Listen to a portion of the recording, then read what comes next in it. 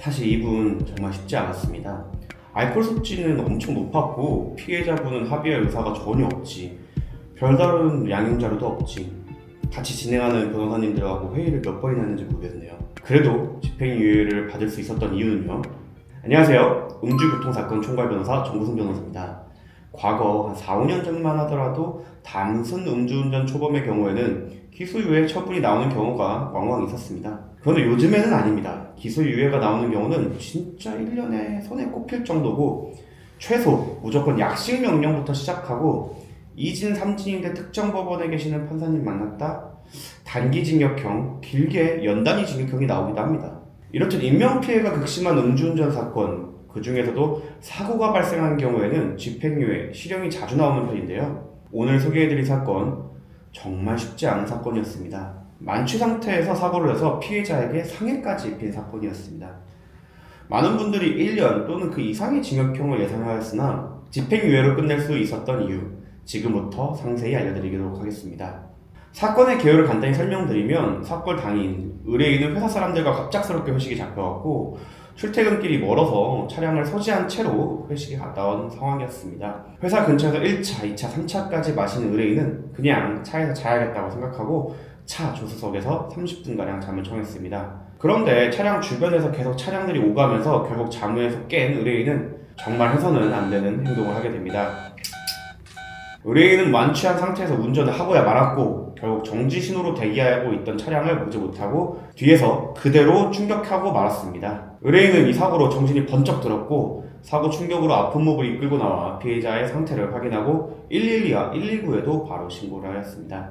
당시 출동한 경찰관은 의뢰인에게서 심한 술 냄새를 맡게 되었고 혈중 알코올 농도 측정 결과 0.2에 가까운 엄청 높은 수치가 확인되었습니다. 이에 의뢰인은 특정 범죄 가중처벌 등에 관한 법률 위반 중에 위험 운전 치상, 도로교통법 위반, 음주운전 혐의로 입건되었고 재판을 받게 되었습니다. 위험 운전 치사상은 그냥 교통사고상 치상이랑 다릅니다. 운전 자체를 위험하게 했다는 뜻이에요.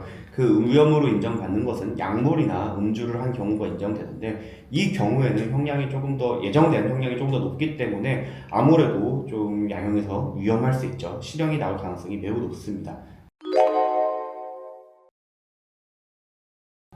이때는 그 피해자분께서 정말 합의 의사가 전혀 없었고 가해자분께서도 뭐 계속 연락을 하고 이렇게 저희가 조력을 했지만 잘 안 됐어요. 근데 저희 변호사님과 저희가 전략을 짰던 게 텀을 두고 지극정성으로 가자라는 방법밖에 없어서 저희 변호사님께서 정말 일주일에 한 번씩 무난 인사 올리듯이 연락을 드렸고 점차 시간이 지날수록 좀 화가 풀리신 피해자분께서 창구를 열기 시작하셨습니다. 사실 가해자분도 뭐 경제적 사정이 막 넉넉하신 분은 아니라서 좀 저희가 어마어마한 합의금을 드릴 수 있는 상황은 아니었지만 그런 사정 그리고 과거서부터 우리 의뢰인이 약간 소년가장처럼 지내온 그런 역사가 있었기 때문에 그거를 이제 반성문처럼 작성을 해서 피해자분께 좀 보여드렸어요. 그래서 그분의 삶을 좀 보게 됨으로써 가해자분의 마음이 조금 녹았던 것 같고 그를 통해서 거의 재판이 끝나기 직전에서야 합의가 가능하게 되었습니다.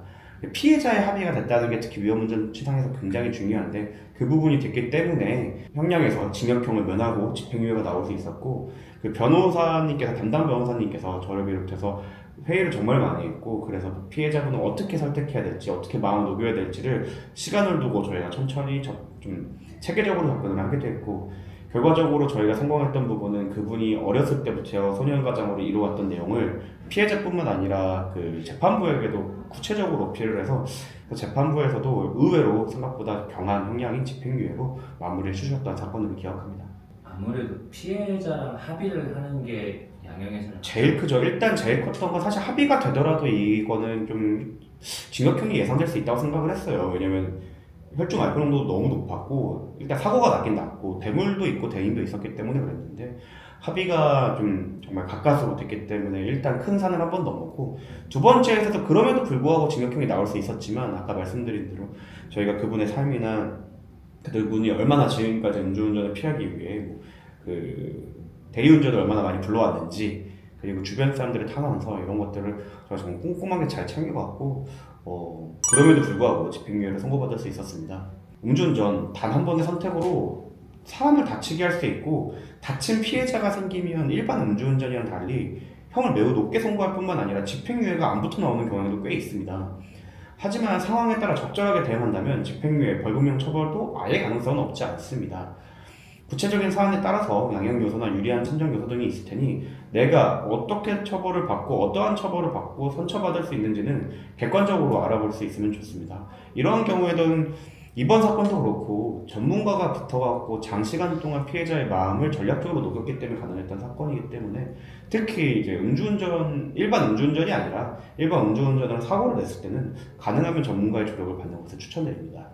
지금까지 정구승 변호사였습니다. 감사합니다.